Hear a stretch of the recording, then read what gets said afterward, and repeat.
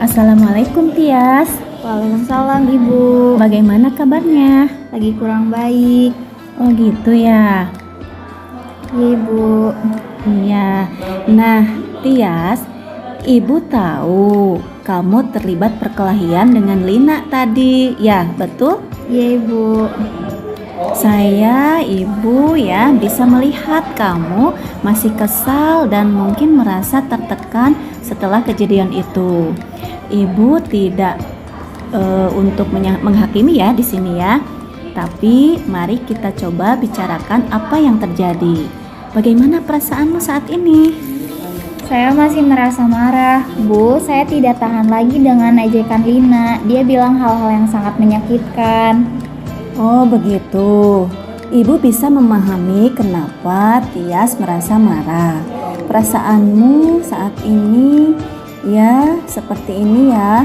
Nah, Ibu senang kamu mau berbagi. Sekarang mari kita coba tenangkan diri ya dan bicarakan lebih lanjut tentang apa yang terjadi. Tias, setiap orang bisa merasa sangat marah ketika mereka merasa disakiti, terutama jika itu datang dari teman sekelas.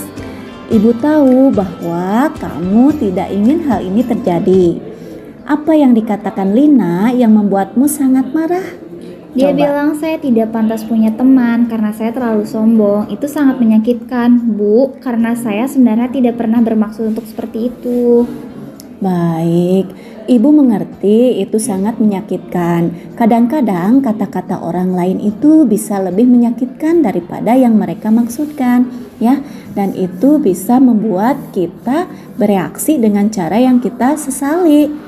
Semua orang pernah merasakan hal seperti itu pada suatu waktu dalam hidup mereka. Nah, sekarang mari kita pikirkan bersama apa yang bisa kita lakukan untuk memperbaiki situasi ini, baik untukmu maupun Lina. Apa yang kamu pikir bisa dilakukan untuk memperbaiki kesalahan ini coba? Saya ingin meminta maaf kepada Lina. Bu, saya merasa bersalah sudah memukulnya. Saya juga akan mencoba lebih sabar dan tidak membiarkan kata-kata orang lain memengaruhi saya seperti ini. Baik, langkah pertama yang sangat baik ya Tias. Ibu bisa mendampingi kamu untuk meminta maaf kepada Lina jika kamu merasa itu bisa membantu. Ya, kita juga bisa bekerja sama untuk menemukan cara-cara yang lebih baik dalam mengatasi kemarahanmu di masa depan, ya. Apa kamu setuju untuk kita bahas itu lebih lanjut?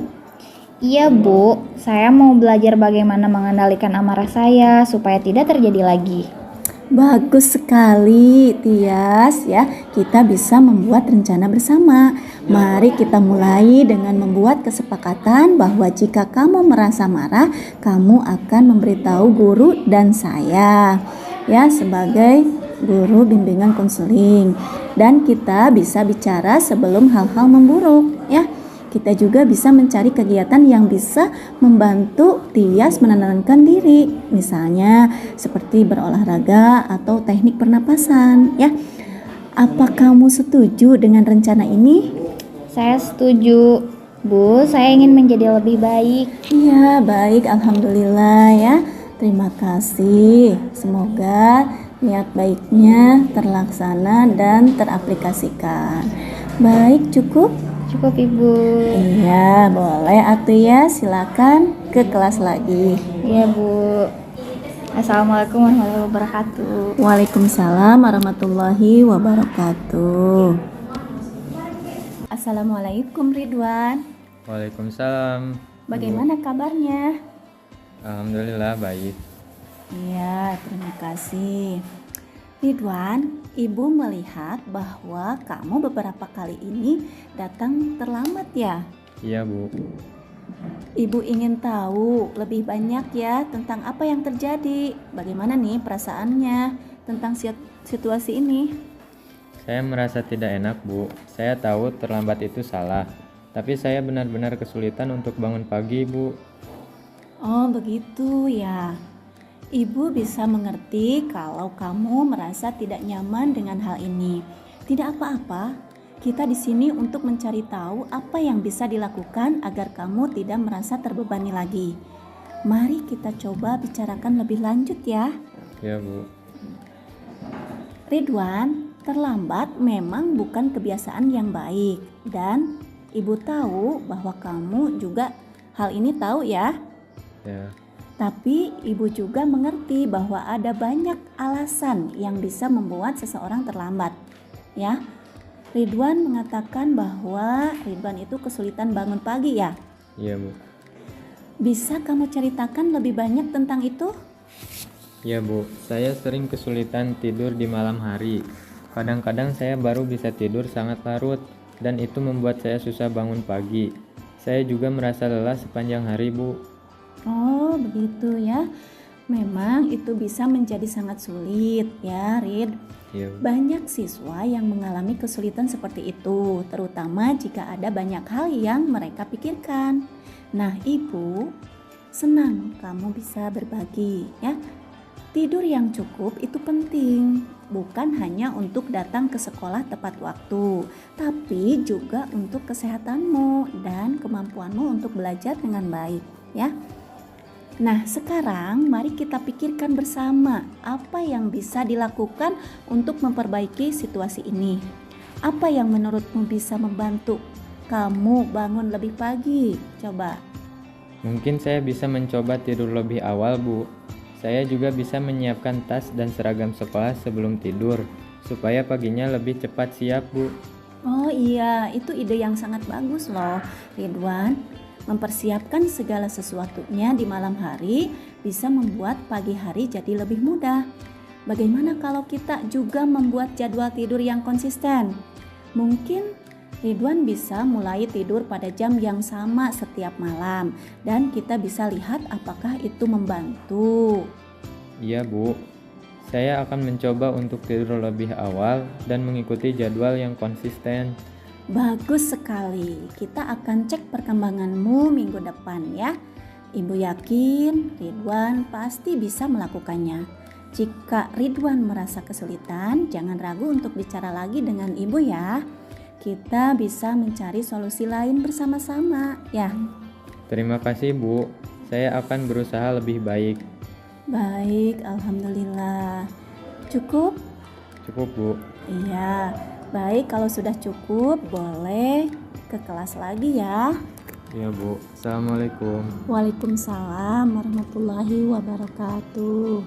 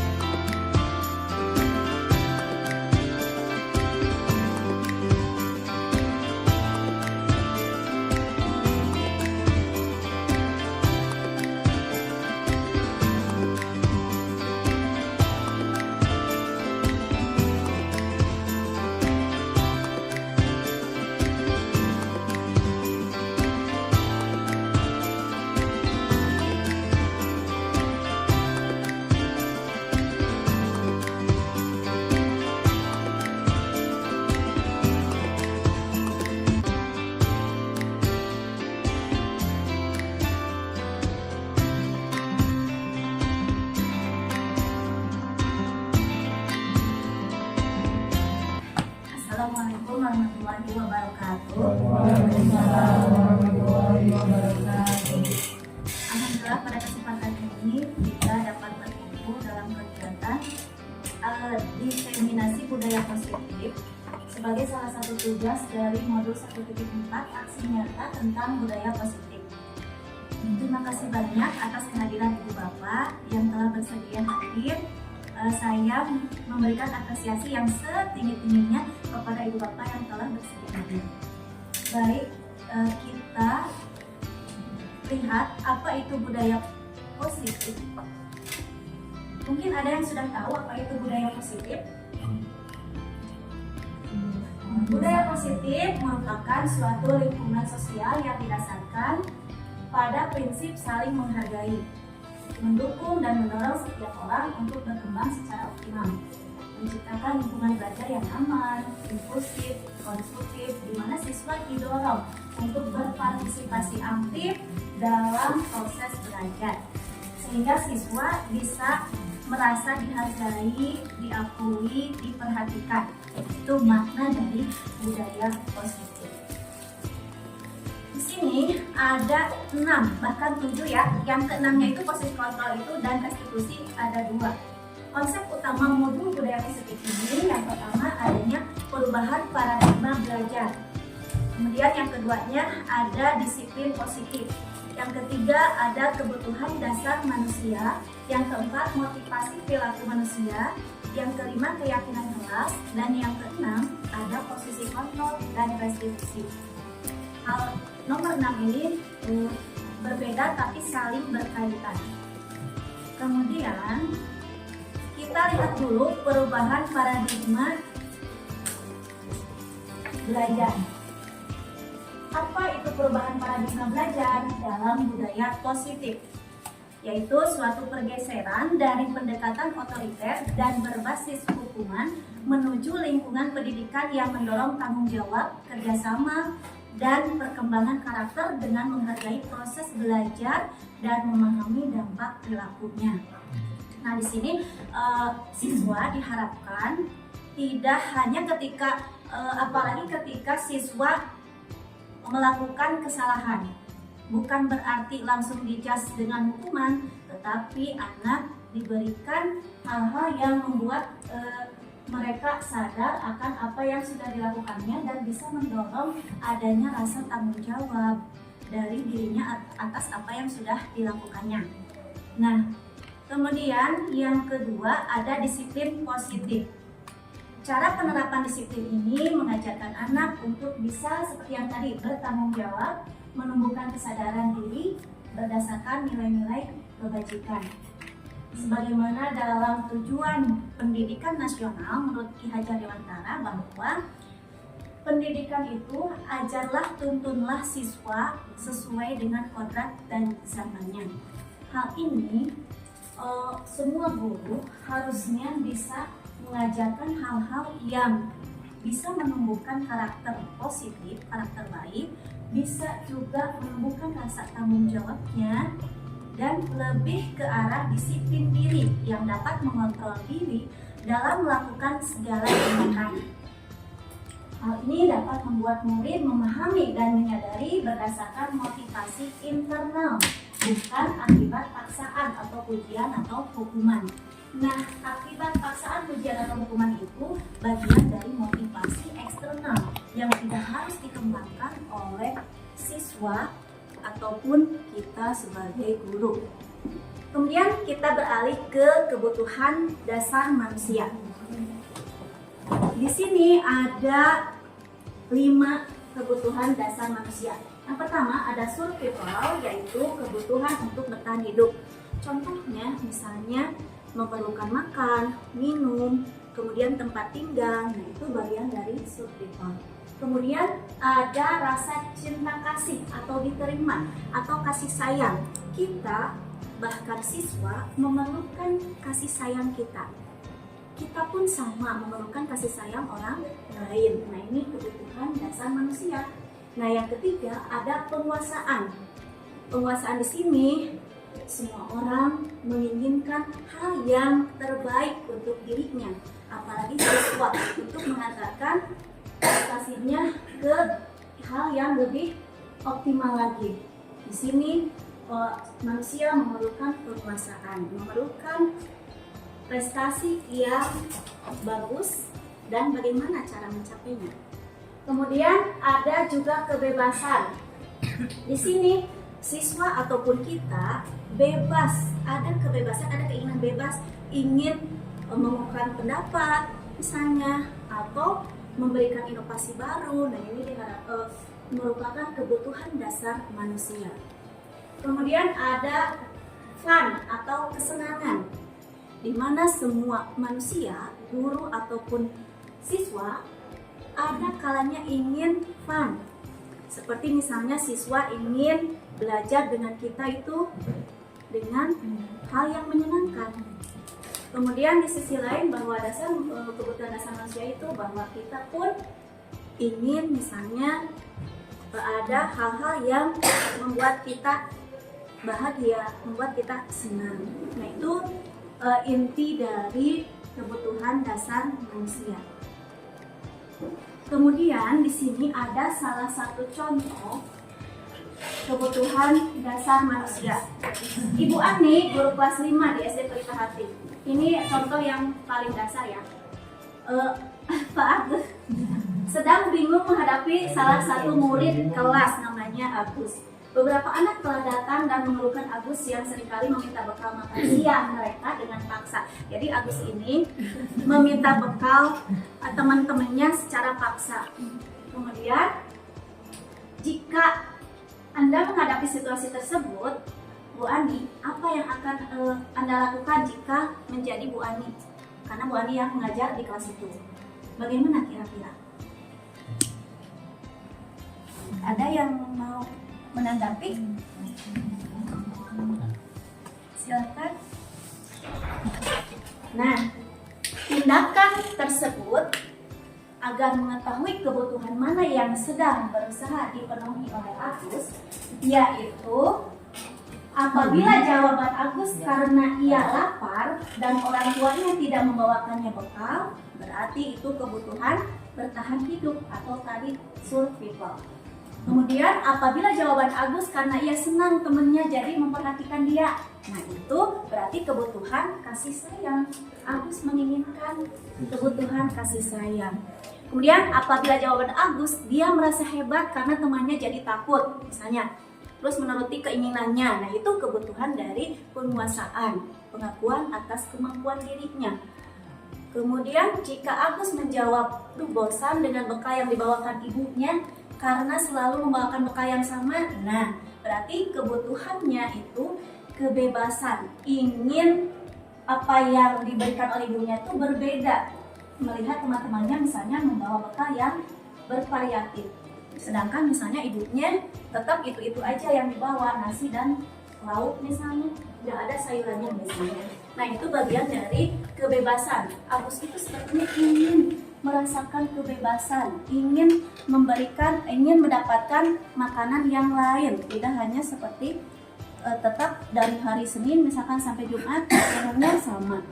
Nah apabila Agus iseng saja ketika ditanya, dia menikmati ekspektasi wajah temannya yang kesal karena diambil makanannya. Nah itu bagian dari kebutuhan kesenangan. Dia hanya ingin senang sendiri, tapi tidak mempedulikan teman-temannya bahwa kalau teman-temannya itu ternyata sudah merasa diganggu. Nah itu, ini salah satu contoh. Ini ada contoh lain, kasus lain tentang Ihsan, kelas 10A SMA karakter mulia. Dia anak pendiam dan pemalu. Selama jam istirahat, ia lebih banyak membawa buku di perpustakaan atau berdiam diri di kelas. Hari itu hari technical meeting lomba debat antar SMA yang juga diikuti oleh tim debat SMA karakter mulia. Nah, tiba-tiba ada kabar bahwa Adit, yang tadinya Adit itu perwakilan utama, tapi dia tidak bisa, ternyata dia sakit. Ya. Kemudian guru dan kepala sekolah memberikan pilihan selain tadi Adit, itu yang nomor 1 itu Adit pilihannya, tapi karena sakit Adit jadi sehingga berpikir bahwa Ihsan akan mampu mengikuti kegiatan debat SMA karakter SMA itu. Nah, dari kasus ini kebutuhan apa yang dihadapi atau dirasakan oleh Ihsan? Nah, di sini ada kebutuhan akan kekuasaan atau power. Jadi ketika Ihsan menggantikan Adit dan berhasil dalam lomba debat itu, ia mendapatkan pengakuan dari guru dan teman-temannya, apalagi oleh kepala sekolahnya. Kemudian pemenuhan kebutuhannya, kemenangan dalam lomba itu memberikan Ihsan rasa pencapaian dan pengakuan yang besar. Ia menjadi lebih percaya diri, dikenal Ihsan itu sebagai juara kompetisi katanya. Kemudian kebutuhan akan kasih sayang atau cinta kasih. Ini sebelum mengikuti lomba, Ihsan cenderung menyendiri tadinya, pendiam kayak. Nah, sekarang karena ada yang memperhatikan, Ihsan memerlukan kasih sayang itu, dan dia mendapatkannya karena merasa diperhatikan. Nah, kemudian kesuksesan dalam debat Ihsan itu lebih diterima dan dihargai di lingkungan sosial. Yang tadinya Ihsan tidak beradaptasi dengan lingkungan, sekarang sudah bisa beradaptasi. Kemudian kebutuhan akan kesenangan. Nah, Ihsan mulai menikmati aktivitas debat dan melibatkan diri dalam berbagai kompetensi dan latihan lainnya. Jadi sekarang Ihsan itu bukan lagi orang pendiam atau pemalu, jadi lebih lagi aktif. Nah, kebutuhan ini memberikan kesenangan untuk Ihsan itu sendiri. Nah, sekarang ke motivasi perilaku manusia yang ketiga ya. Di sini ada motivasi eksternal dan motivasi internal. Eksternal seperti yang tadi dicontohkan di awal, kalau ada hukuman, kemudian adanya imbalan, penghargaan, itu bagian dari motivasi diri siswa yang eksternal, yang tidak harus dikembangkan. Kita harus memberikan pemahaman kepada siswa untuk bisa memiliki motivasi internal, yaitu untuk menjadi seorang yang mereka inginkan dan menghargai dirinya dengan nilai-nilai yang mereka percaya, dengan istilah misalnya ikhlas dalam melakukan sesuatu, tidak ada embel-embel ingin dihargai, tidak ada embel-embel ada hukuman. Itu merupakan hal yang salah, motivasi yang salah. Saya mengerjakan hal yang positif dari hal yang salah misalnya, saya menganggapnya itu hukuman. Oh tidak ya, itu bukan motivasi internal, tapi motivasi eksternal yang tidak harus dikembangkan. Yang harus dikembangkan yang tadi ya, yang betul-betul menyadari akan dirinya. Oh, apa yang saya lakukan itu ternyata seperti ini, dan saya akan lebih memperbaiki diri lagi. Nah, itu bagian dari motivasi eksternal dan internal. Motivasi internal ini menjadi seorang yang dia inginkan, yang tadi ya, menghindari hukuman, kemudian penghargaan, minimalisir motivasi eksternal. Kemudian kita kembali ke keyakinan sekolah atau kelas. Guru berperan dalam mewujudkan terbentuknya keyakinan sekolah atau kelas dengan adanya kesepakatan antara guru dan murid. Hal ini dilakukan di dalam kelas. Jadi ketika guru masuk kelas, sebelum pembelajaran dimulai, kita harus memberikan dulu keyakinan kelas. Nah, di sini merupakan keyakinan kelas itu apa? Berupa pernyataan universal yang mudah diingat, dipahami, dan harus diterapkan dalam lingkungan sekolah. Nah, apa bedanya antara peraturan dan keyakinan kelas? Kira-kira ada yang mau memberikan tanggapan? Apa bedanya keyakinan kelas dan peraturan? Nah, di sini kita lihat dulu pembentukan keyakinan kelas. Keyakinan kelas itu bersifat abstrak daripada peraturan yang lebih rinci dan konkret. Kemudian keyakinan kelas itu berupa pernyataan yang universal, yang menyeluruh, tidak sebanyak tapi mudah diingat, tetapi ditaati oleh siswa. Kemudian pernyataan keyakinan itu senantiasa dibuat dalam bentuk positif. Oh iya, tentu ya, tidak ada yang negatif. Misalnya, buanglah sampah pada tempatnya, datang tepat waktu. Nah, itu hal-hal yang positif, keyakinan kelas yang positif. Kemudian keyakinan kelas itu hendaklah tidak terlalu banyak ya, tadi ya sudah disebutkan.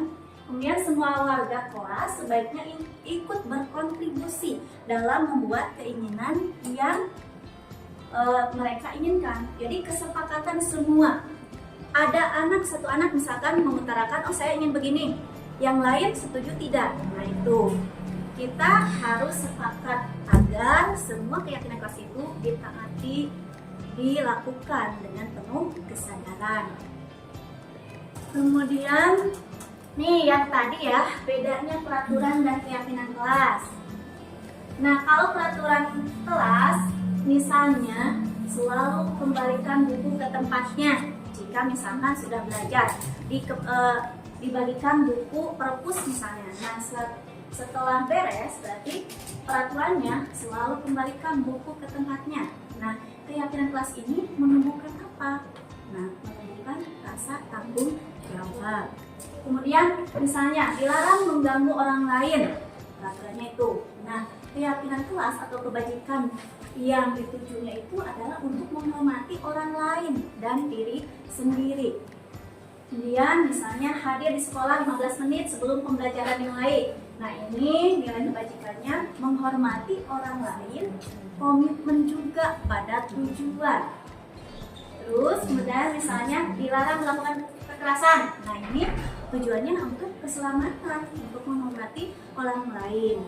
Dia misalnya dilarang memakan narkoba, nah itu kaitannya dengan kesehatan, biar belajar kita aman, nyaman, lancar. Dan kalau sampai ke narkoba itu kan hal yang sangat fatal.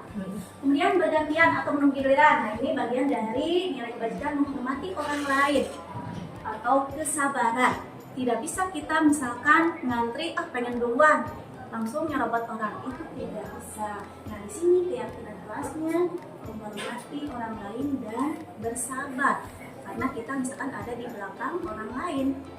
Kemudian misalnya gunakan masker, itu untuk kesehatan dan keselamatan. Jangan berlari di kelas atau koridor, nah itu keselamatan dan keamanan juga ya. Nah, kita sampai ke posisi kontrol seorang guru. Di sini ada lima macam. Sebagai penghukum, sebagai pembuat merasa bersalah, sebagai teman, sebagai pemantau, dan sebagai manajer. Nah, untuk lebih jelasnya, yuk kita simak penjelasan posisi kontrol seorang guru melalui video ini ya.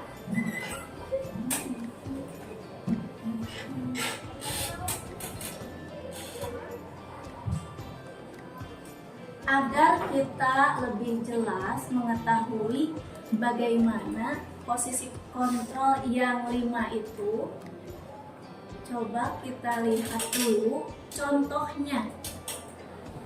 Nah, ini contoh.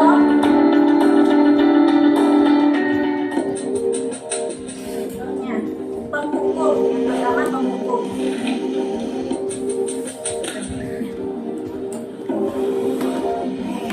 Naren,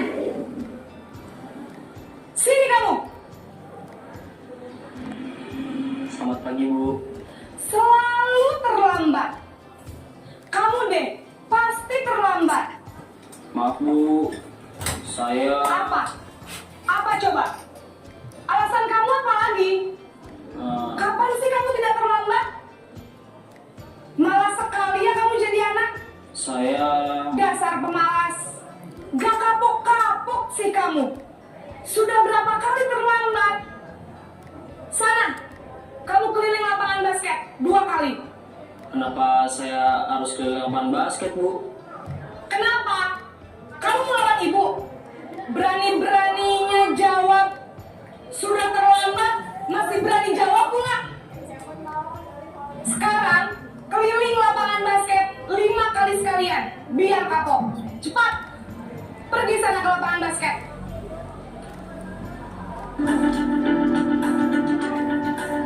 Ini posisi merasa bersalah.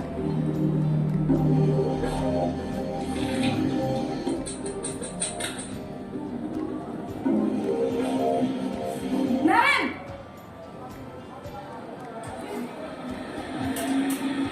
Selamat pagi, Bu. Naren. Kamu kenapa terlambat lagi, nak? Ya Tuhan, Naren. Kamu senang ya bikin ibu susah ya?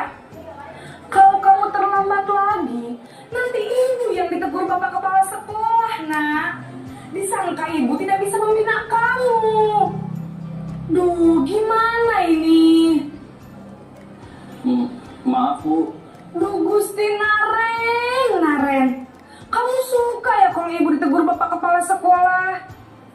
Terus, sekarang ibu harus tulis apa yang di buku absen? Ini kamu sudah sering terlambat loh. Ibu harus apa coba? Maaf, Bu. Maaf sekali. Ya sudah, lain kali jangan bikin ibu susah lagi ya nak ya. Ibu tidak akan kuat lagi kalau kamu begini terus. Bisa jantungan kalau ibu tegur bapak kepala sekolah. Sana cepat ke kelas. Maaf ya Bu. Maaf sekali. Posisi pembuat rasa bersalah berbicara dengan nada tenang.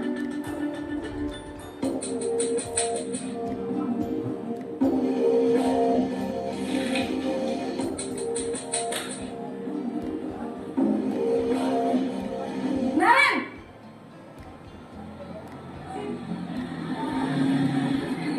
Selamat pagi Bu. Wah, sudah jam berapa ini nak? Terlambat lagi ya sayang. Iya Bu. Habis ibu saya lupa bangunkan saya Bu. Kamu malah menyalahkan ibu kamu. Kamu bukannya anak yang larinya paling kencang. Kok terlambat sih? Iya Bu. Saya memang terlambat bangun tadi. Jadi biarpun saya lari kencang, tetap gak kekejar Bu. Ya sudah sana. Nanti lain kali larinya lebih kencang lagi ya. Biar gak terlambat lagi. Bikin senang ibu. Demi ibu. Bisa kan? Bisa lah Bu. Ya sudah sana masuk kelas. Ibu beresin urusan absen kamu. Kamu ini ada-ada saja.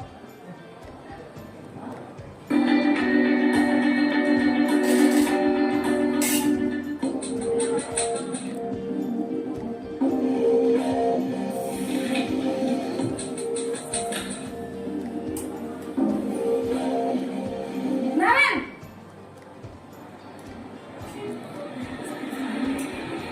Selamat pagi Bu. Naren, apa peraturan sekolah kita tentang jam berapa kita harus masuk sekolah, nak? Kita harus di sekolah jam 7 Bu. Iya betul, sekarang sudah jam 7.20. Naren sudah tahu konsekuensinya jika terlambat hadir. Paham Bu. Saya harus tinggal kelas pas jam istirahat selama 20 menit. Iya benar, konsekuensinya demikian. Jadi nanti jam 9.30 pas istirahat, kamu harus tinggal di kelas, kerjakan tugas tambahan untuk ketertinggalan kamu, ya? Baik Bu.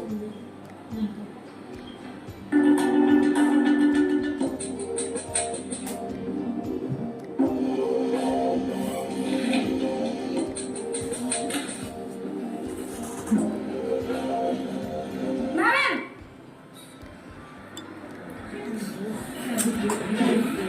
Selamat pagi Bu. Selamat pagi, Naren. Maaf Bu, saya terlambat. Iya, sekolah masuknya jam 7, sekarang sudah jam 7.20. Jadi sekarang bagaimana ini, Naren? Maaf Bu, saya lupa setel alarm saya semalam. Baiklah, menurut kamu, keyakinan sekolah yang mana yang perlu kamu tingkatkan?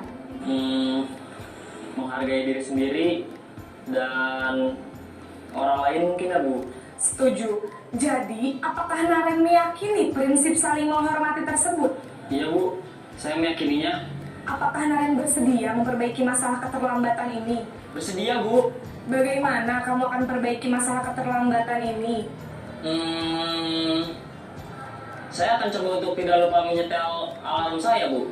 Baik, kalau Naren lupa menyetel alarm di rumah, ada orang yang kira-kira bisa bantu mengingatkan tidak? Ada Bu, kakak saya, Kak Emma. Ada lagi selain Kak Emma? Selain Kak Emma, ada ibu saya. Baik, jadi yang mengingatkan Naren adalah Kak Emma dan ibu kamu ya? Kira-kira akan mulai setel alarm kapan nih Naren? Setelah pulang sekolah, akan segera saya lakukan. Baik, jadi Naren akan setel alarm untuk bangun besok pagi dan akan diingatkan oleh kakak dan ibunda Naren ya. Ada lagi yang mungkin perlu dilakukan Naren agar tidak terlambat bangun lagi.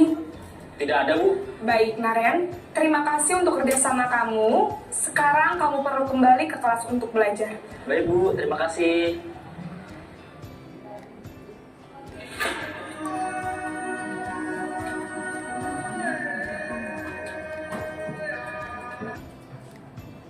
Ya, Ibu Bapak bagaimana tanggapannya? Dari berikan contoh tadi yang 5 posisi kontrol. Misalnya, saya kecewa sekali dengan kamu. Nah, ini membuat orang merasa bersalah. Kemudian tadi di video tadi, ya, bagaimana tanggapannya? Sudah bisa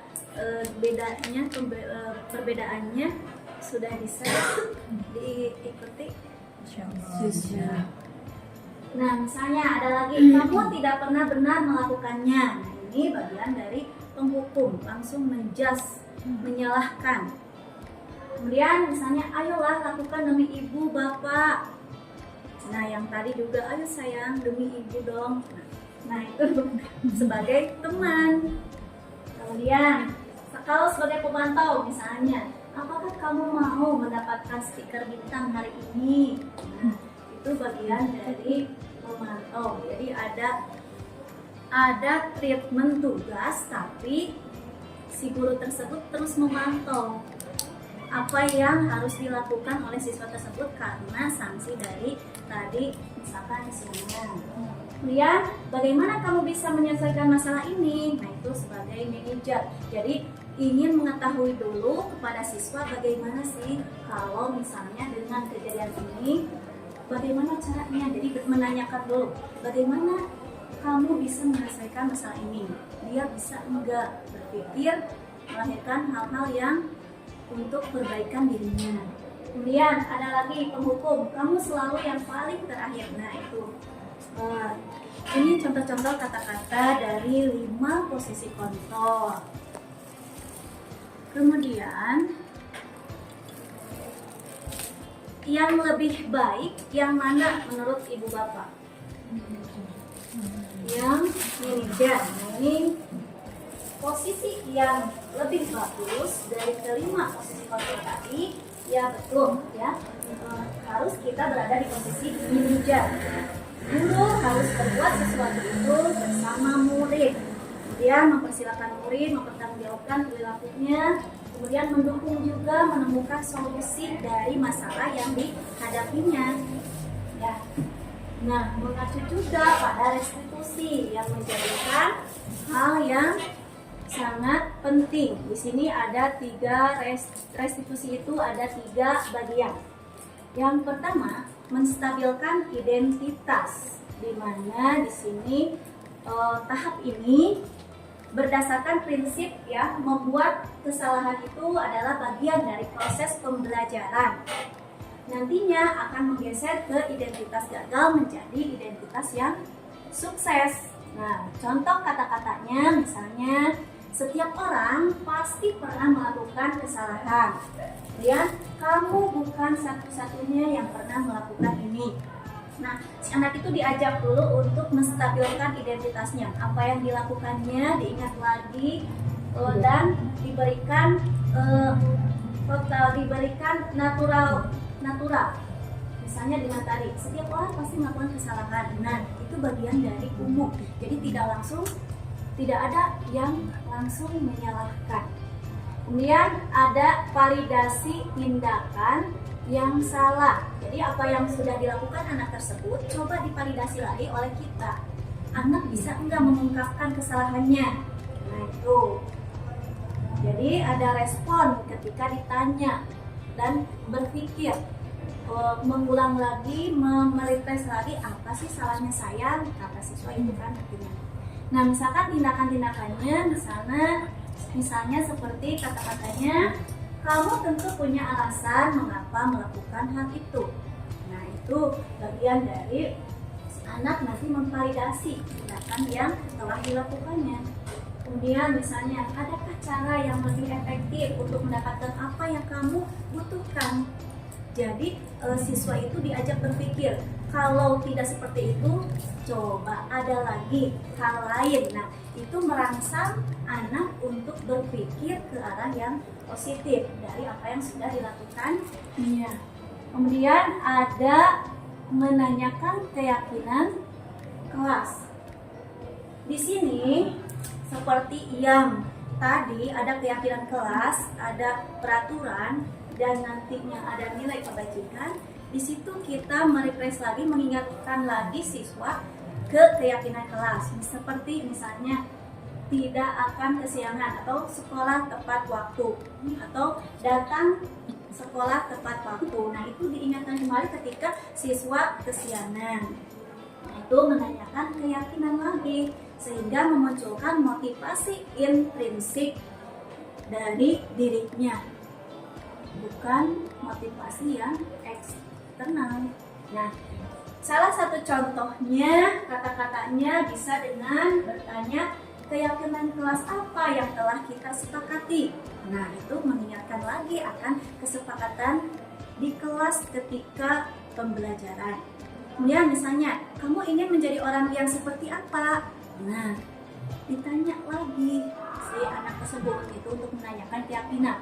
Kalau terlambat terus, konsekuensinya nanti tidak akan sukses misalnya. Nah, maka ditanya, kamu ingin menjadi orang yang seperti apa? Nah, nanti anak siswa menjawab, Bu, saya ingin berhasil, Bu, saya ingin prestasi. Nah, kita nanti langsung mengikuti jawaban siswa. Kalau ingin berhasil, berarti apa yang sudah dilakukan Ananda, apakah itu perlu diperbaiki? Nah, nanti seperti itu ke arah sana, ke motivasi intrinsik nanti munculnya. Kemudian di sini guru berperan sebagai manajer, harus menggunakan segitiga restitusi yang tadi ya, yang 3 macam. Ada menstabilkan identitas, validasi tindakan yang salah, dan menanyakan keyakinan. Tujuannya untuk menghasilkan murid yang bertanggung jawab. Kemudian di sini ada salah satu contoh praktik penerapan segitiga restitusi. Boleh kita simak dulu ya. Assalamualaikum Tias. Waalaikumsalam Ibu. Assalamualaikum Tias. Waalaikumsalam Ibu. Bagaimana kabarnya? Lagi kurang baik. Oh gitu ya.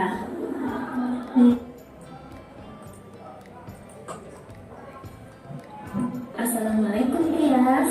Waalaikumsalam Ibu. Bagaimana kabarnya? Lagi kurang baik. Oh gitu ya. Ibu, ya.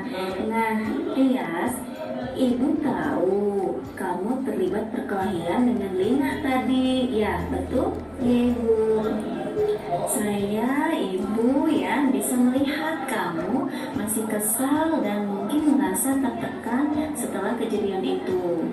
Ibu tidak untuk menghakimi ya di sini ya. Tapi mari kita coba bicarakan apa yang terjadi. Bagaimana perasaanmu saat ini? Saya masih merasa marah, Bu. Saya tidak tahan lagi dengan ejekan Lina. Dia bilang hal-hal yang sangat menyakitkan. Oh begitu. Ibu bisa memahami kenapa Tias merasa marah. Perasaanmu saat ini ya seperti ini ya. Nah, Ibu senang kamu mau berbagi. Sekarang mari kita coba tenangkan diri ya, dan bicarakan lebih lanjut tentang apa yang terjadi. Tias, setiap orang bisa merasa sangat marah ketika mereka merasa disakiti, terutama jika itu datang dari teman sekelas. Ibu tahu bahwa kamu tidak ingin hal ini terjadi. Apa yang dikatakan Lina yang membuatmu sangat marah? Dia bilang saya tidak pantas punya teman karena saya terlalu sombong. Itu sangat menyakitkan, Bu, karena saya sebenarnya tidak pernah bermaksud untuk seperti itu. Baik, Ibu mengerti itu sangat menyakitkan. Kadang-kadang kata-kata orang lain itu bisa lebih menyakitkan daripada yang mereka maksudkan, ya. Dan itu bisa membuat kita bereaksi dengan cara yang kita sesali. Semua orang pernah merasakan hal seperti itu pada suatu waktu dalam hidup mereka. Nah, sekarang mari kita pikirkan bersama apa yang bisa kita lakukan untuk memperbaiki situasi ini, baik untukmu maupun Lina. Apa yang kamu pikir bisa dilakukan untuk memperbaiki kesalahannya? Coba. Saya ingin meminta maaf kepada Lina, Bu. Saya merasa bersalah sudah berumurnya. Saya juga akan mencoba lebih sabar dan tidak membiarkan kata-kata orang lain mengaruhi saya seperti ini. Baik, langkah pertama yang sangat baik ya, Tias. Ibu bisa mendampingi kamu untuk meminta maaf kepada Lina jika kamu merasa itu bisa membantu. Ya, kita juga bisa bekerja sama untuk menemukan cara-cara yang lebih baik dalam mengatasi kemarahanmu di masa depan. Ya, apa kamu setuju untuk kita bahas itu lebih lanjut? Iya, Bu. Saya mau belajar bagaimana mengendalikan amarah saya supaya tidak terjadi lagi. Bagus sekali, Tias. Ya, kita bisa membuat rencana bersama. Mari kita mulai dengan membuat kesepakatan bahwa jika kamu merasa marah, kamu akan memberitahu guru dan saya, ya, sebagai guru bimbingan konseling. Dan kita bisa bicara sebelum hal-hal memburuk, ya. Kita juga bisa mencari kegiatan yang bisa membantu Tias menenangkan diri, misalnya seperti berolahraga atau teknik pernapasan, ya. Apakah kamu setuju dengan rencana ini? Saya setuju, Bu. Saya ingin menjadi lebih baik. Ya, baik, alhamdulillah ya. Terima kasih. Semoga niat baiknya terlaksana dan teraplikasikan. Baik, cukup. Cukup, Ibu. Iya, boleh Atuh ya, silakan ke kelas lagi. Iya, Bu. Assalamualaikum warahmatullahi wabarakatuh. Waalaikumsalam warahmatullahi wabarakatuh. Ya, ini salah satu contoh praktik segitiga restitusi. Ada di sana 3 bagian yang tadi sudah disebutkan. Sehingga akhirnya anak menyadari apa yang sudah dilakukannya, kemudian beranjak ingin bisa lebih baik lagi dalam mengontrol emosi. Ini bagian dari contoh kasus yang merasa dibully, merasa tidak enak hati karena dia merasa disebut sombong, padahal sebetulnya tidak ada pemikiran seperti itu, kata Tias tadi, ya. Mungkin itu karena ada pemicu hal yang membuat temannya menafsirkan seperti itu. Temannya menafsirkan sombong Tias, padahal Tias merasa tidak sombong apa yang sudah dilakukannya. Nah, di sini Tias pun menyadari apa yang sudah dikatakannya, membuat orang lain itu menganggap seperti itu. Nah, kemudian ingin berusaha memperbaiki dirinya, lebih ada sabarnya. Nanti kalau ketika ada pemicu lagi membuat dirinya menjadi marah, itu jadi bagian dari latihan juga untuk melatih kesabaran. Itu yang diambil dari hikmah kejadian kasus Tias dan Lina. Dan ada satu lagi ya, ini yang sering akhir-akhir itu. Assalamualaikum, Ridwan. Waalaikumsalam. Bagaimana kabarnya? Alhamdulillah baik. Iya, terima kasih. Ridwan, Ibu melihat bahwa kamu beberapa kali ini datang ke kampus ya. Iya, Bu. Ibu ingin tahu lebih banyak ya tentang apa yang terjadi, bagaimana nih perasaannya tentang situasi ini. Saya merasa tidak enak, Bu. Saya tahu terlambat itu salah. Tapi saya benar-benar kesulitan untuk bangun pagi, Bu. Oh begitu ya. Ibu bisa mengerti kalau kamu merasa tidak nyaman dengan hal ini. Tidak apa-apa. Kita di sini untuk mencari tahu apa yang bisa dilakukan agar kamu tidak merasa terbebani lagi. Mari kita coba bicarakan lebih lanjut ya. Ya, Bu. Ridwan, terlambat memang bukan kebiasaan yang baik. Dan Ibu tahu bahwa kamu juga hal ini tahu ya. Tapi Ibu juga mengerti bahwa ada banyak alasan yang bisa membuat seseorang terlambat. Ya, Ridwan mengatakan bahwa Ridwan itu kesulitan bangun pagi ya. Iya, Bu.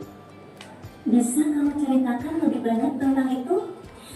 Ya, Bu. Saya sering kesulitan tidur di malam hari. Kadang-kadang saya baru bisa tidur sangat larut dan itu membuat saya susah bangun pagi. Saya juga merasa lelah sepanjang hari, Bu. Oh, gitu ya. Memang itu bisa menjadi sangat sulit ya, Rid. Banyak siswa yang mengalami kesulitan seperti itu, terutama jika ada banyak hal yang mereka pikirkan. Nah, Ibu senang kamu bisa berbagi ya. Tidur yang cukup itu penting, bukan hanya untuk datang ke sekolah tepat waktu, tapi juga untuk kesehatanmu dan kemampuanmu untuk belajar dengan baik ya. Nah, sekarang mari kita pikirkan bersama apa yang bisa dilakukan untuk memperbaiki situasi ini. Apa yang menurutmu bisa membantu kamu bangun lebih pagi? Coba. Mungkin saya bisa mencoba tidur lebih awal, Bu.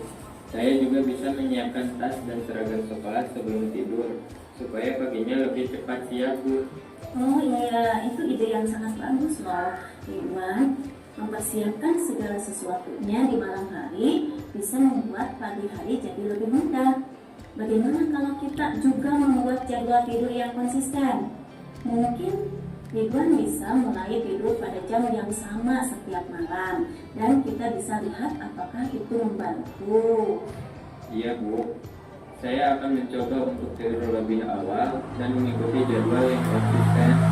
Bagus sekali. Kita akan cek perkembanganmu minggu depan ya. Ibu yakin Ridwan pasti bisa melakukannya. Jika Ridwan merasa kesulitan, jangan ragu untuk bicara lagi dengan ibu ya. Kita bisa mencari solusi lain bersama-sama ya. Terima kasih, Bu. Saya akan berusaha lebih baik. Baik, alhamdulillah. Cukup? Cukup, Bu. Iya. Baik, kalau sudah cukup, boleh ke kelas lagi ya. Ya, Bu. Assalamualaikum. Waalaikumsalam warahmatullahi wabarakatuh. Assalamualaikum. Ya, itu kasus yang kedua. Akhir-akhir itu Ridwan sering kesiangan, sering terlambat. Nah, di sana ditanyakan dulu validasi identitasnya dulu ya, distabilkan dulu identitasnya, kemudian divalidasi kesalahannya dan ditanyakan keyakinannya.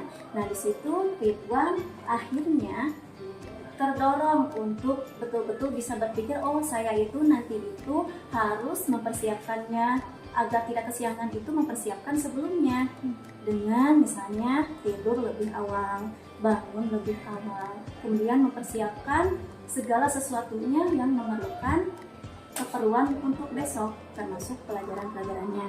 Nah, di situ ada hasil endingnya Ridwan itu akan lebih baik lagi, intinya seperti itu. Nah, dari pemaparan tadi dari awal sampai barusan, silahkan ada yang menanggapi, kita sharing di sini ya, atau bertanya, silahkan.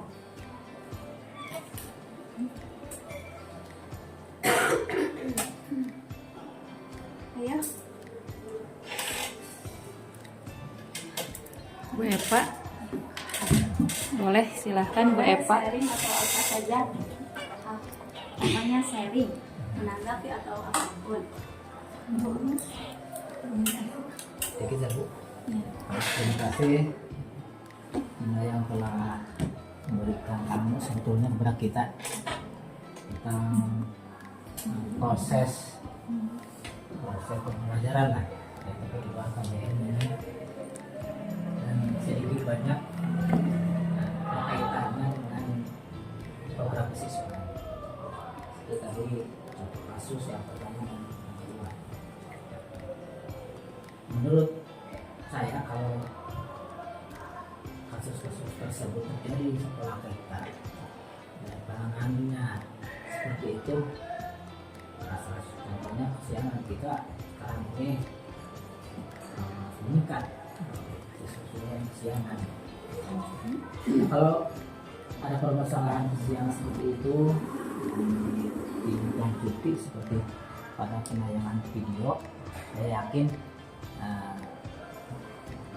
tingkat keberhasilan untuk siswa datang sebelum waktunya meningkat. Tapi yang menjadi pertanyaan, apakah dengan SDM yang ada itu mampu untuk menangani siswa kita yang banyak gitu. Itu mungkin pertanyaannya.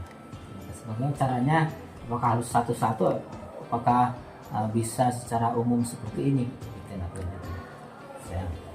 Terima kasih. Baik, terima kasih banyak Bapak. Ya, bagus sekali pertanyaan dan keadaan di sini, bahwa memang dengan adanya siswa yang banyak, kebetulan di sini siswanya banyak, ya, minimalisir untuk anak tidak kesiangan itu memang dari 2000 siswa misalnya ya. Nah itu kalau disatukan mah satu hari itu misalkan bisa lebih dari 15 misalnya, dari rasio 2000 siswa itu. Memang kita memerlukan personil yang menangani hal itu. Nah di sini akan tentu lebih baiknya jika kita berkolaborasi. Di sini guru BK hanya ada 7 orang, depan dan belakang.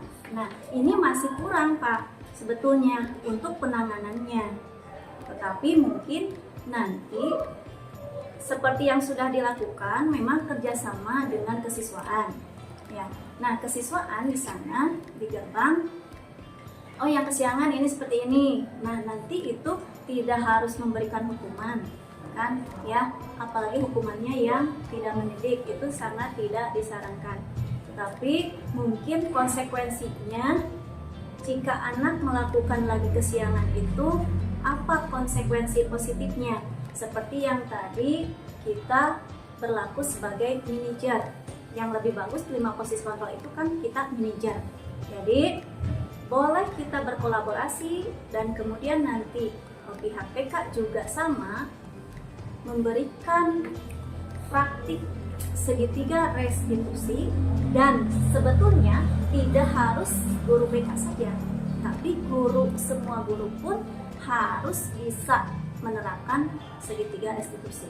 Nah, hal ini dengan adanya misalkan siswa yang banyak keterlambatan, jika satu guru sudah memahami apa yang harus dilakukan ketika menghadapi siswa yang seperti itu, kita bisa menerapkan hal itu. Yang tadi, menstabilkan dulu identitasnya, tanpa harus kita langsung menjas memberikan hukuman. Di gerbang tidak harus memberikan langsung hukuman. Kemudian kita bertanya dengan baik-baik, menstabilkan dulu identitasnya, nanti terlahir anak itu tidak merasa tertekan, kemudian tidak merasa, justru dengan 3 tahapan ini memberikan hal yang santun kepada anak. Jadi anak tidak merasa disalahkan, urang peges-peges makasiangan misalnya. Kata anaknya misalnya gini, saya kesiangan itu karena suatu hal, tentu kan karena ada sesuatu hal. Nah, apakah itu karena kesiangan bangunnya yang tadi? Kan rata-rata karena kesiangan bangun. Nah, dari kesiangan bangunnya itu akan misalnya dari apa? Misalnya dari yang tadi, saya misalkan bermacam-macam nanti ditanya itu ya ketika menstabilkan identitas. Saya itu dalam memvalidasi kesalahan. Saya itu bangun kesiangan karena main HP terus sampai jam 2 malam misalnya.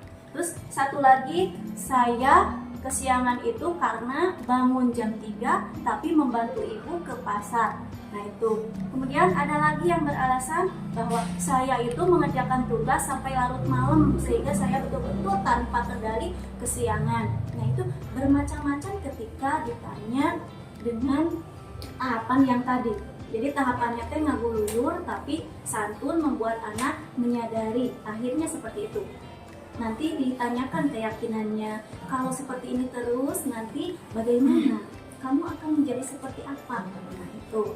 Nah di situ nanti terlahir siswa tersebut menyadari, oh iya saya itu tidak harus seperti ini terus, harus semangat bangun lebih awal misalnya seperti tadi. Kemudian kalaupun memang membantu orang tua, alhamdulillah siswa tersebut sudah punya tanggung jawab, berarti baik terhadap dirinya maupun orang tua. Oh saya itu nanti harus betul-betul menggunakan waktu, memanage waktu dengan sebaik-baiknya. Nah itu ke yang anak membantu orang tuanya.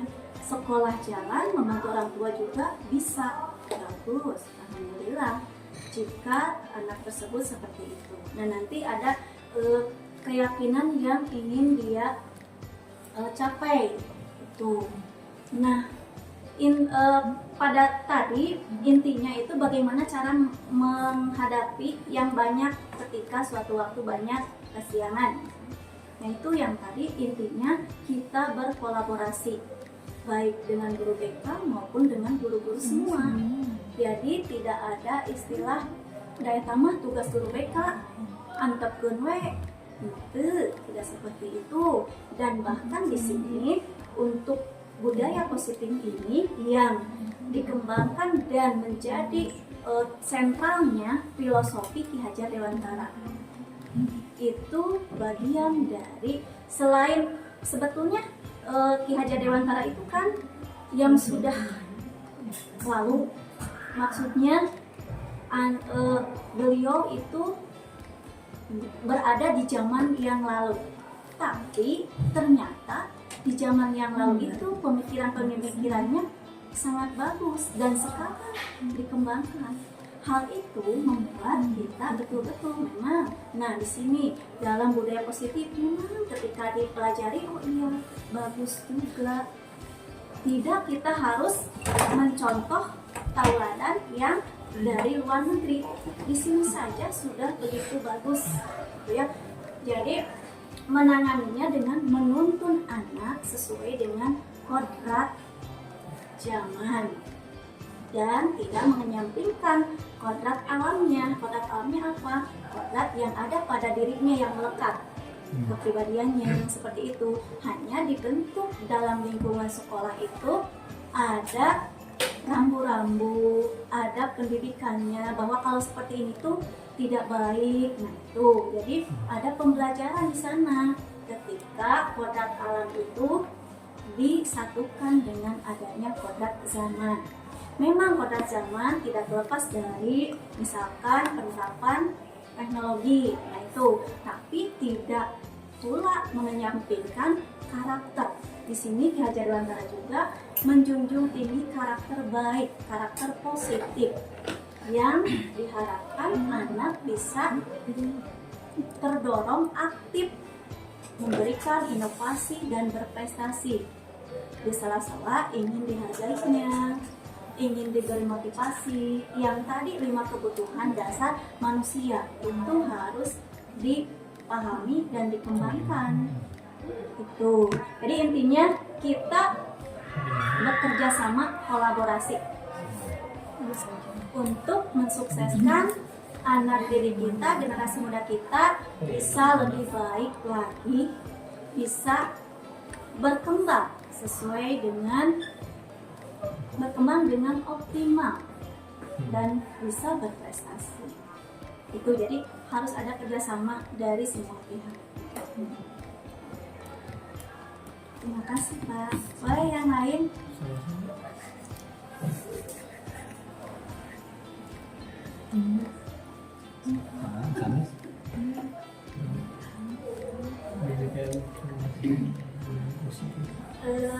Atau ada yang dapat merefleksi dari kegiatan tadi dari awal sampai barusan?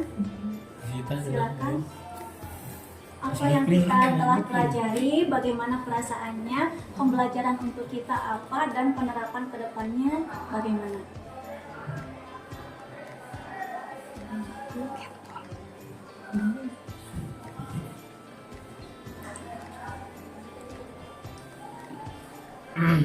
Baik, pembelajaran untuk kita sudah belajar yang tadi ya tentang budaya positif. Dari mulai paradigma kita belajar, kemudian disiplin yang positif, kemudian adanya 5 kontrol, posisi kontrol guru yang lebih bagus itu adalah manajer, kemudian adanya restitusi, segitiga restitusi ketika siswa melakukan kesalahan. Nah, kita tidak boleh langsung menjudge anak bersalah. Tapi dengan 3 tahapan itu betul-betul sangat membantu siswa untuk bisa mengarahkan dirinya bisa lebih baik lagi dari kesalahan yang telah dilakukannya. Ada penyadaran-penyadaran dan kedepannya ingin melakukan terobosan baru dan positif untuk dirinya.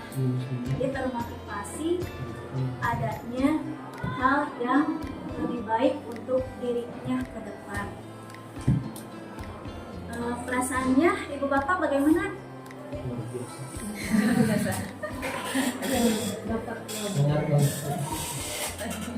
Dan khusus untuk saya, perasaan saya senang karena bisa ada waktu untuk berbagi dengan Ibu Bapak, walaupun memang banyak kekurangannya dari diri saya. Pembelajarannya untuk saya bahwa saya ingin lebih kedepannya menerapkan lagi budaya positif ini, ingin lebih konsisten baik untuk diri saya sendiri maupun nanti kedepannya kita semua berkolaborasi untuk melakukan hal-hal yang termasuk budaya positif di sekolah.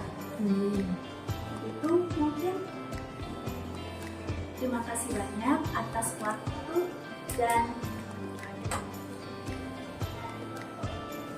ada yang lain? Silakan sharing.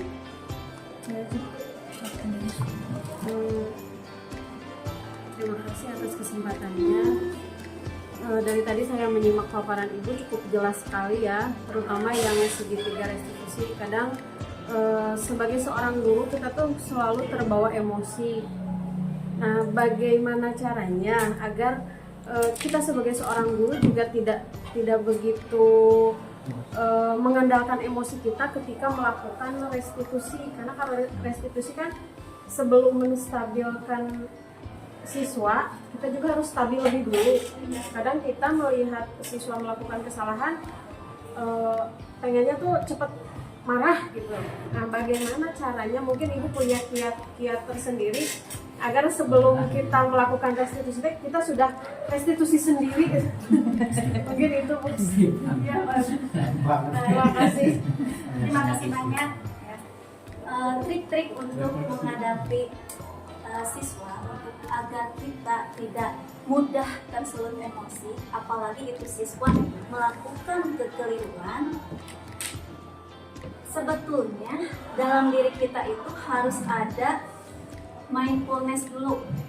Oh, ketika ia teh, nah pikiran-pikirannya itu tidak terbawa terhadap siswa yang melakukan hal itu. Kita belajar untuk tidak terbawa dari kejadian siswa terlambat. Oh, ini terlambat itu karena apa? Nah, jadi manajemen emosi harus lebih terapkan lagi dan bisa diperbaiki pada diri kita.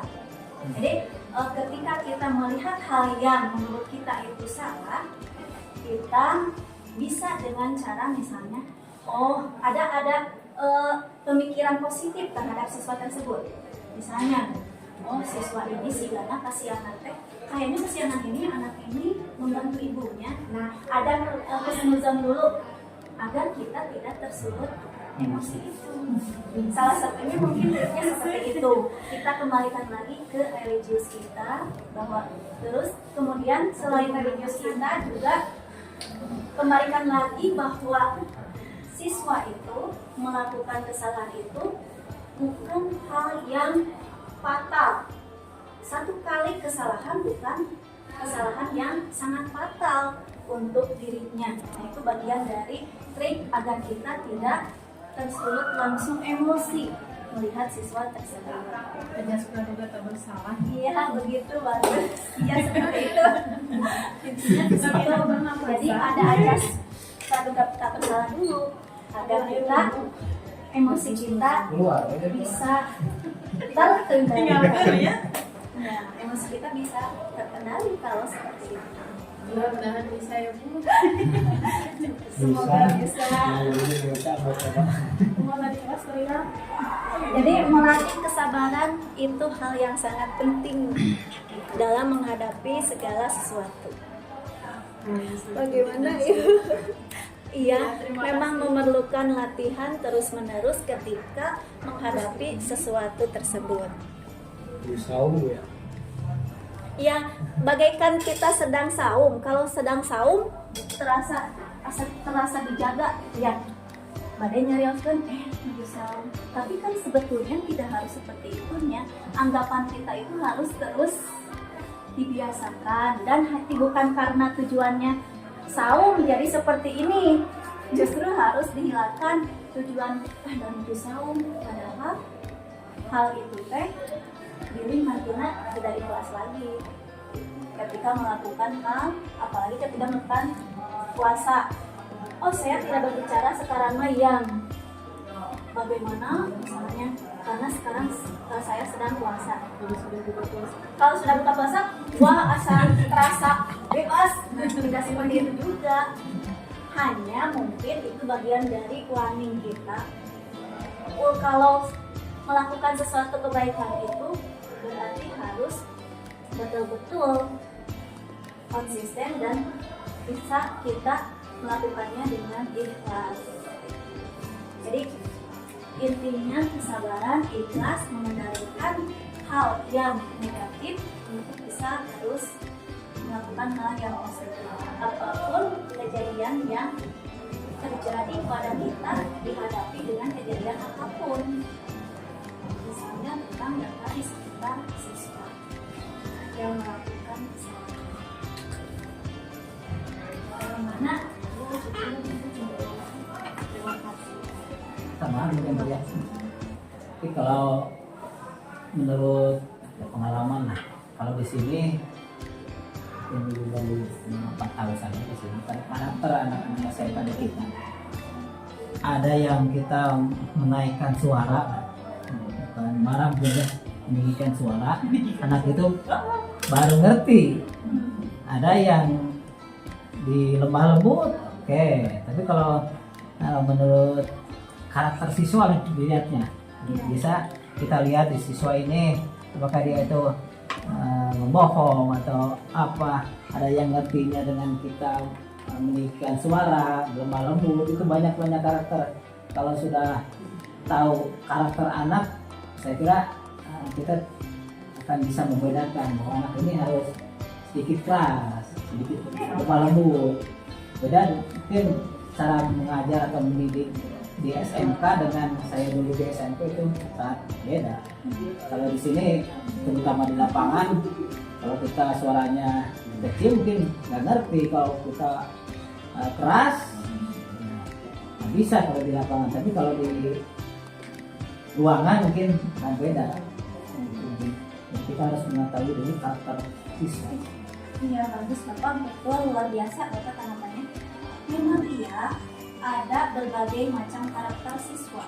Kita harus pandai menghadapi karakter-karakter yang berbeda-beda itu, terutama yang ketika dikulai dengan yang menada halus itu enggak sampai ke dirinya, masih tetap seperti itu. Nah, kita bisa dengan keras, bisa, tapi di jalur yang ada batas-batasnya juga. Dan sekarang dipastikan tidak memakai kontak fisik. Jadi bagaimana cara anak itu bisa menyadari? Nah, apakah dengan kata-kata yang keras tapi masih dalam koridor dan ada kesopanan? Nah, itu mungkin seperti itu pelaksanaannya. Tidak dengan halus terus. Memang betul banyak, harus bermacam-macam karakter siswa itu, walaupun memang kita harus betul-betul banyak trik yang kita kuasai itu untuk meraih anak bisa, intinya meraih anak untuk bisa ke arah yang lebih baik dari apa yang sudah dilakukan kekeliruan itu intinya itu.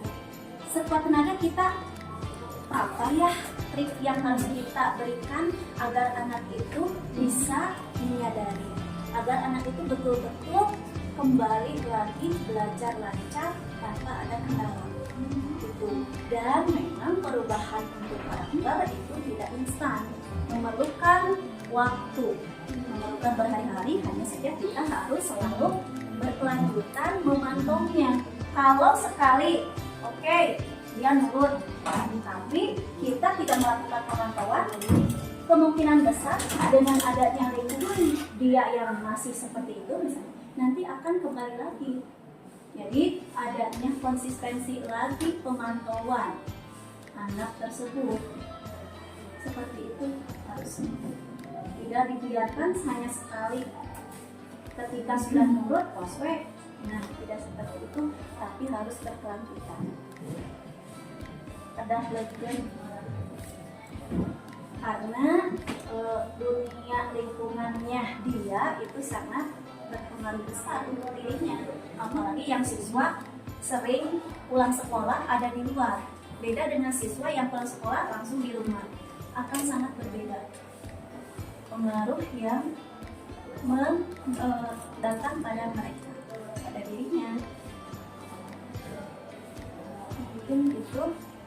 Terima kasih banyak atas waktu dan tanggapannya, pertanyaannya dan tanggapannya. Terima kasih banyak untuk atensinya Ibu Bapak, sudah bisa meluangkan waktunya berada di sini mengikuti kegiatan diseminasi budaya positif ini. Saya mengapresiasi yang setinggi-tingginya kepada Ibu Bapak yang telah berdedikasi mengikuti kegiatan ini. Terima kasih banyak. Jazakumullahu khairan katsiran. Mohon maaf jika banyak salah dalam penyampaiannya. Billahi taufiq wal hidayah. Wassalamualaikum warahmatullahi wabarakatuh. Waalaikumsalam.